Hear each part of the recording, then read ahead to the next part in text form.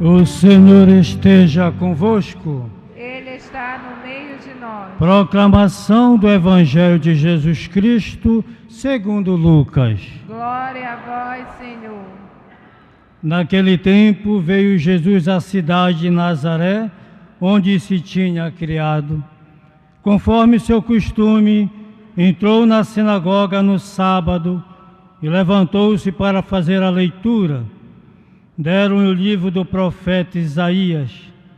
Abrindo o livro, Jesus achou a passagem que está escrito: O Espírito do Senhor está sobre mim, porque Ele me consagrou com a unção para anunciar a boa nova aos pobres.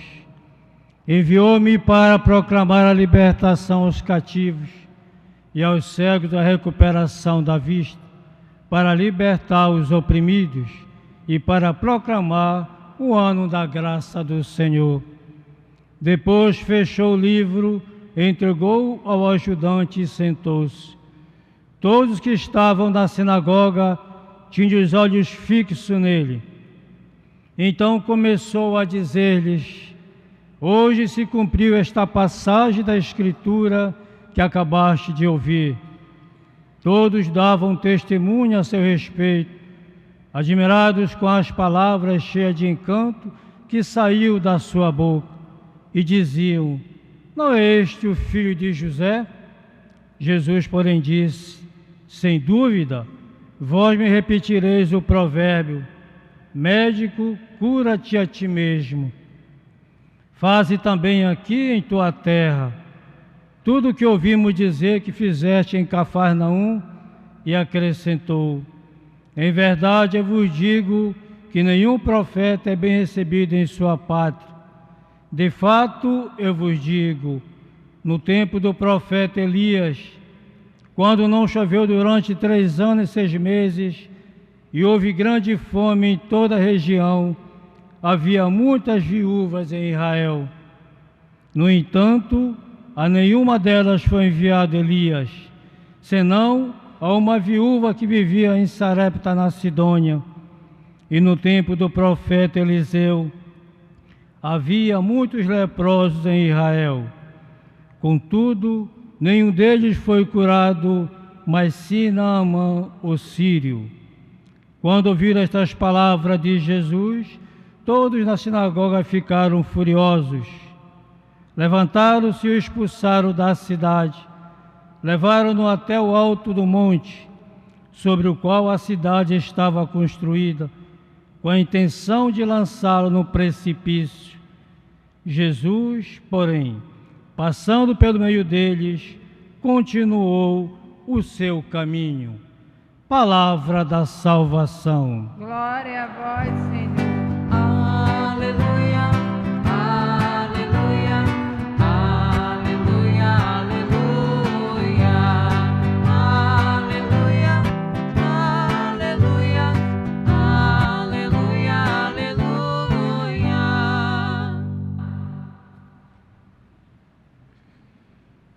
Caros diáconos, seminaristas, povo de Deus,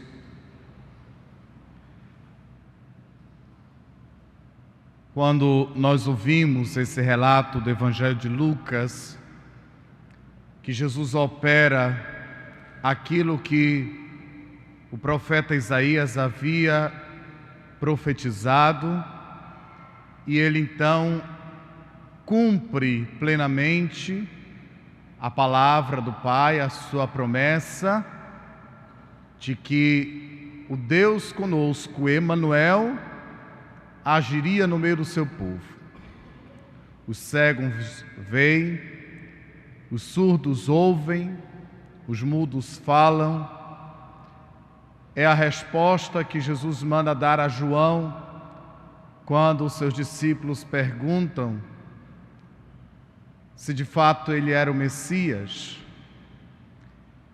E essa missão do Senhor de dar esses sinais de que aquilo que o Senhor prometera pela boca de Isaías, ele de fato cumpre plenamente a promessa feita, tanto que sua promessa de Ano da Graça não é simplesmente apenas os sinais maravilhosos que Jesus opera, mas desde a virgem, da mulher, daquela que o Senhor a escolheu e a preparou para ser mãe. Os santos padres da Igreja falam que Jesus Cristo foi homem e Deus, Deus por natureza, divino por sua natureza divina. Nossa Senhora foi divinizada pela graça. Portanto, meus irmãos, o ano da graça que o Senhor anuncia, que o Senhor vai agindo, demonstrando com os seus sinais, sempre nessa dinâmica da palavra e do sinal, Nossa Senhora também se torna o sinal. Ela participa dessa dinâmica do profeta Isaías, porque ela é prometida também.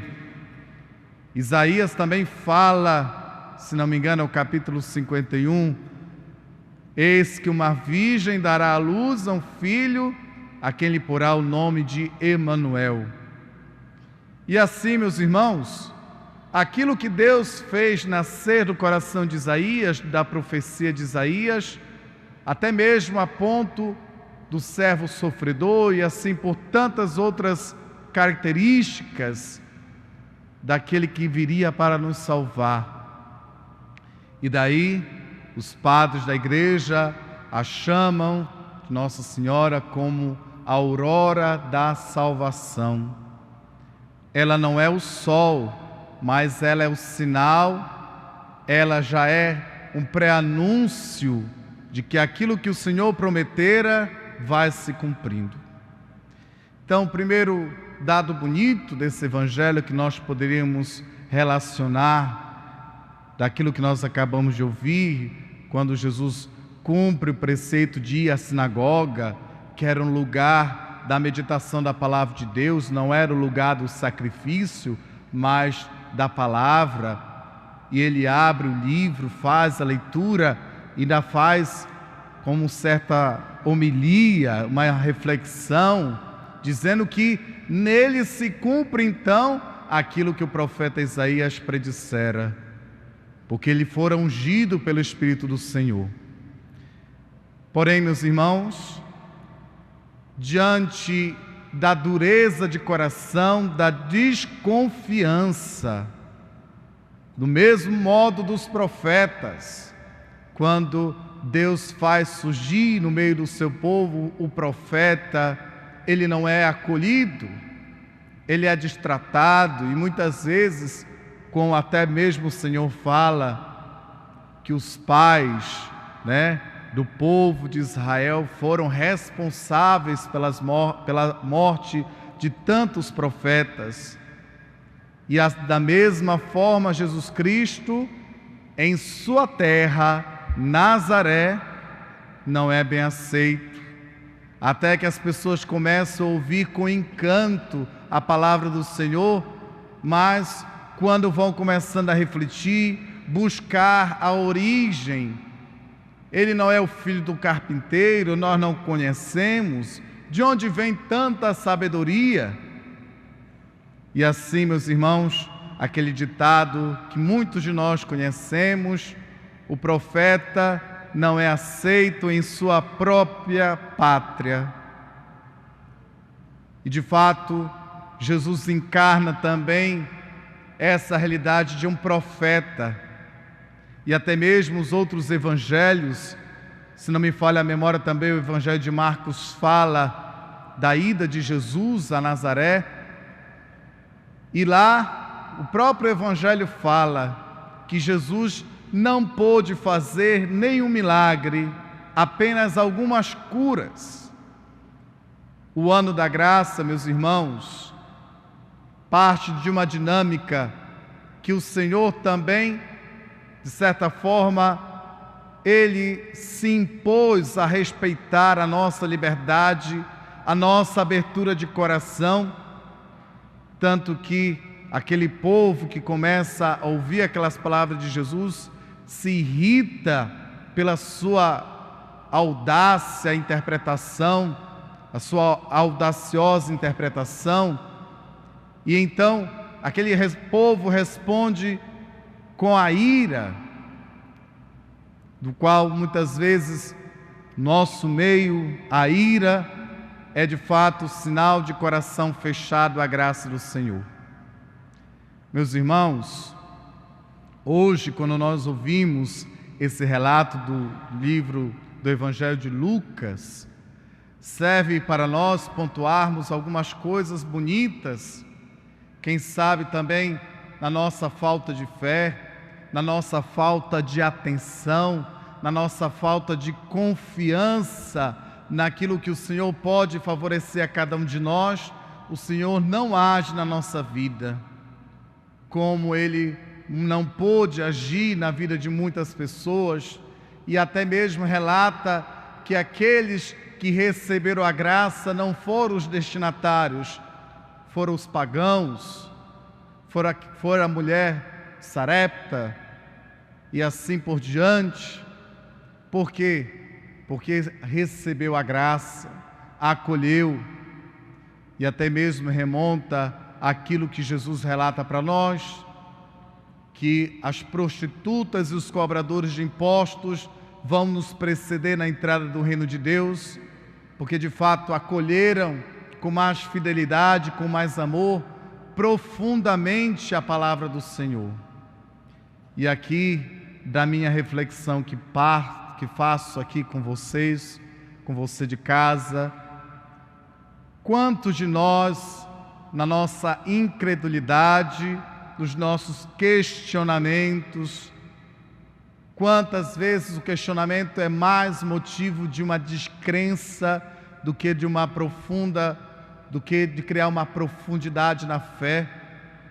Quantas vezes a nossa vida é marcada por uma descrença de ouvir e ver os sinais de Deus e ainda assim carregar em nossos corações a dúvida, não de alguém que procura, mas de alguém que sempre desconfia. O resultado daqueles que não colocam sua fé no Senhor, que não de fato abrem a sua palavra, é aquele resultado quando nós recordamos quando Pedro caminha sobre o mar e quando vêm os ventos contrários, começa a vir a dúvida e começa a afundar. Certa vez escutava de um relato de um padre que dizia que São João Bosco afirmava que Deus não opera mais tanto milagre na vida do nosso povo porque falta a fé. Porque muitos têm o coração endurecido, muitos depositam a sua fé naquilo que a razão, que a inteligência, que a medicina pode garantir, claro, sem desmerecer o que a nossa razão, do que a nossa medicina pode muitas vezes ofertar, mas que o dom da fé tem muito mais possibilidade de você enxergar mais à frente, de você encontrar forças, de você poder contar com algo que essa vida não nos pode garantir. Caros irmãos e irmãs, a falta de fé, o coração endurecido, a desconfiança daquele povo que ouve a palavra do Senhor e ainda assim, logo depois, ao ver os seus sinais, começam a duvidar, começam a perseguir aqueles que Jesus os curou, como foi aquele cego de nascença, que, se não me falha a memória, o Evangelho de João faz todo um discurso, de um diálogo, de uma investigação. Quem te curou? Quem foi esse homem que disse, vai, tu estás curado? Porque ainda assim, vendo os sinais de Deus, vendo as obras que o Senhor realiza na nossa vida, ainda assim, quem sabe por conta do pecado original, exista a dúvida, a desconfiança e a falta de fé. Para quem vive assim, não há outra realidade a não ser aquela que os olhos podem ver, não há que esperar aquilo que o mundo pode nos ofertar. No mundo que cada vez mais banaliza a fé, ignora as pessoas de fé e cada vez mais experimenta o desespero de uma vida apenas terrestre, quando não encontra mais esperança naquilo que se vê, mas apenas a finitude humana da morte, da aniquilação, mas que o dom da fé, o coração aberto a Deus, o acolhimento da sua palavra, realiza sim o ano da graça, realiza sim a misericórdia, o projeto de Deus. Portanto, meu irmão, minha irmã, os devotos de Nossa Senhora do Bom Remédio, de Nossa Senhora de Nazaré, aqui que viemos, que trazemos em nós o dom da fé de acreditarmos, e nós temos a belíssima oportunidade, tanto no Círio do Bom Remédio, que no próximo domingo vamos realizar na nossa paróquia, lá no satélite, quanto no Círio de Nazaré, ver quantos sinais bonitos da graça que Deus realiza em nós, em nosso meio, em nossas vidas, mas que ainda no coração de muitas pessoas existe a incredulidade, o coração fechado. E meus irmãos e minhas irmãs, muito mais do que as graças de cura, de libertação que o Senhor de fato opera, porque ainda assim vivemos o ano da graça e no próximo ano estaremos vivendo, aliás, em dezembro deste ano, no dia 8, iniciaremos o ano jubilar da misericórdia. É ano de graça para nós, o ano de experimentarmos que a misericórdia e o perdão de Deus supera qualquer cura corporal que nós muitas vezes pedimos. Queridos irmãos e irmãs, o ano da graça do Senhor acontece na vida daqueles que têm o coração aberto, os ouvidos atentos a escutar o que o Senhor tem a nos ensinar.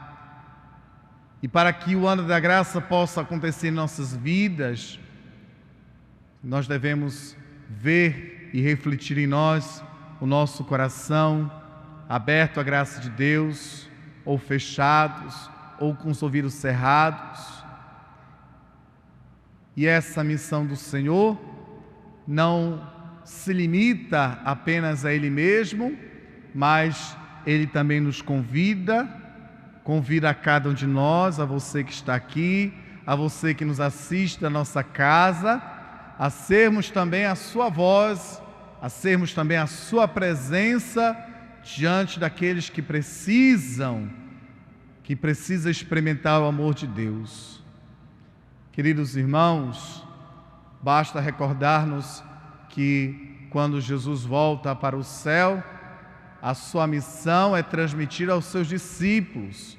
Mateus capítulo 21, ide fazei discípulos meus, batizando-os em nome do Pai, do Filho e do Espírito Santo.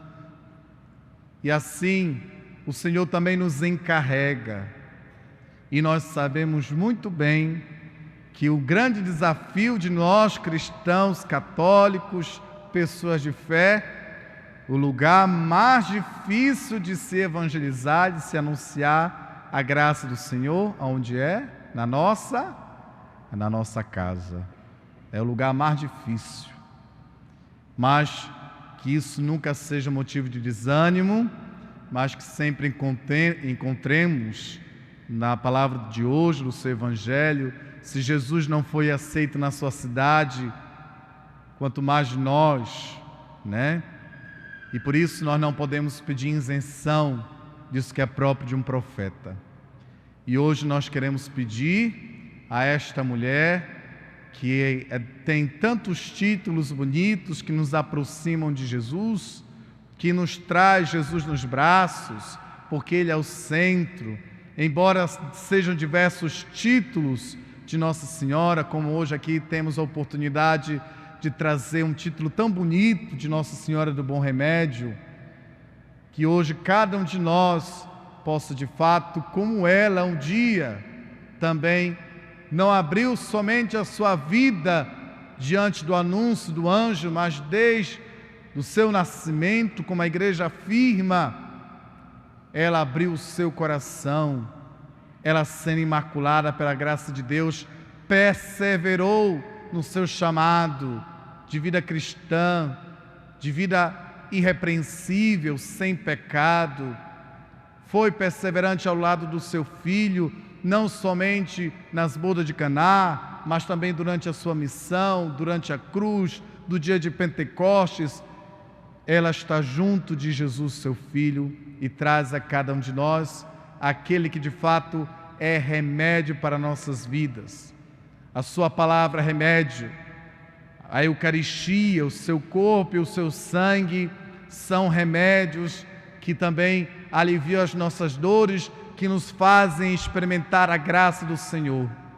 Mas para isso é necessário que nós tenhamos o coração aberto e ouvidos atentos àquilo que o Senhor nos propõe e não rejeitarmos o que o Senhor também nos apresenta como modo de vida e para o nosso crescimento de fé e de vida cristã. Por isso, meus irmãos e irmãs, hoje, ao ouvir o Evangelho de Lucas, possamos pedir que a graça de Deus continue a agir em nossas vidas, mas para que ela haja plenamente, é necessário o acolhimento, a abertura de coração. Por isso, imploremos a Mãe do Senhor, imploremos a Deus que Ele nos dê a graça e a abertura de coração. Nossa Senhora do Bom Remédio, rogai por nós.